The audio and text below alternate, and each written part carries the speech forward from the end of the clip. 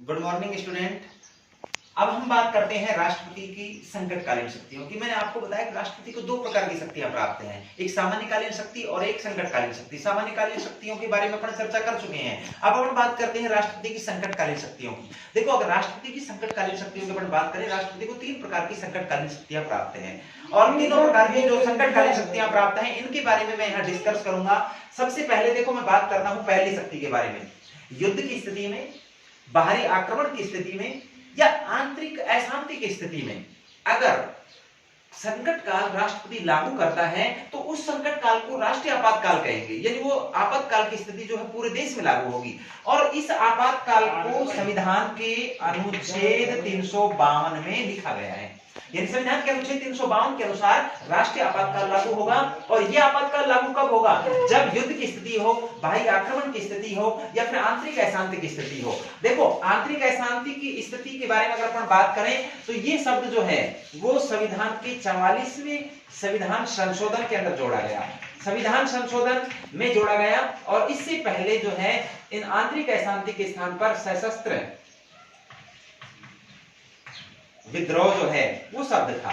ठीक है भाई। तो यानी 44वें संविधान संशोधन में आंतरिक अशांति शब्द को जोड़ा गया।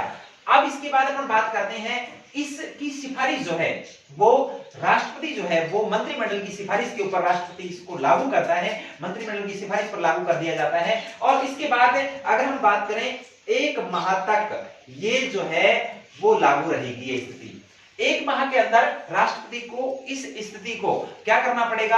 आगे बढ़ाने के लिए लोकसभा और राज्यसभा जो है इसका अनुमोदन करेंगी। उसके अनुमोदन के बाद इसको 6 माह तक आगे बढ़ाया जाएगा। 6 माह बाद फिर इसके अनुमोदन की आवश्यकता पड़ेगी। इस तरीके से इसको 6 माह के अनुमोदन के बाद आगे तक बढ़ाया जा सकता है। 1 माह के बाद अनुमोदित करवाना होगा, उसके बाद 6 माह के बाद इसको अनुमोदित करवाना पड़ेगा।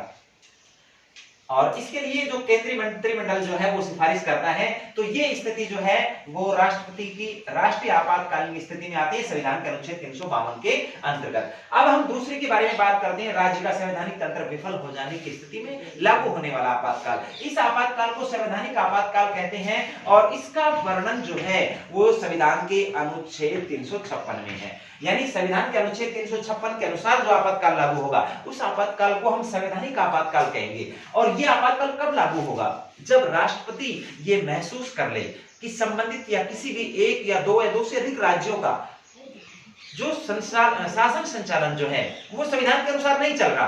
तो ऐसी स्थिति में राष्ट्रपति उस संबंधित राज्य में या दो से अधिक राज्यों में भी एक साथ आपातकाल लागू कर सकता है। जिस समय ये आपातकाल लागू होगा उस समय इंपॉर्टेंट बात है कि राज्य सूची के विषय पर भी कानून बनाने का अधिकार केंद्र के पास आ जाएगा, यानी संसद के पास आ जाएगा। इस समय जिस समय राज्य में संवैधानिक आपातकाल लागू है, ऐसी स्थिति में राज्य सूची के विषयों पर भी कानून बनाने का अधिकार जो है वो किसको होगा? संसद को होगा, यानी केंद्र को होगा। उसके अलावा उस समय जिस समय राज्य में संवैधानिक आपातकाल लागू होगा उस समय राष्ट्रपति के एजेंट के रूप में राज्यपाल कार्य करेगा और राज्यपाल जो है वो संबंधित राज्य की सारी सिचुएशन जो है राष्ट्रपति तक भेजने का कार्य करेगा। तो उस समय राष्ट्रपति जो है एजेंट की भांति कार्य करेगा। राज्य सूची के विषयों पर कानून बनाने का अधिकार संसद को होगा और इसे संवैधानिक आपातकाल कहेंगे जो संविधान के अनुच्छेद 356 के तहत लागू किया जाता है। राष्ट्रपति की तीसरी जो संकटकालीन शक्ति है उसे हम वित्तीय संकट कहते हैं, वित्तीय आपात कहते हैं। संविधान के अनुच्छेद 360 में इसका वर्णन किया गया है।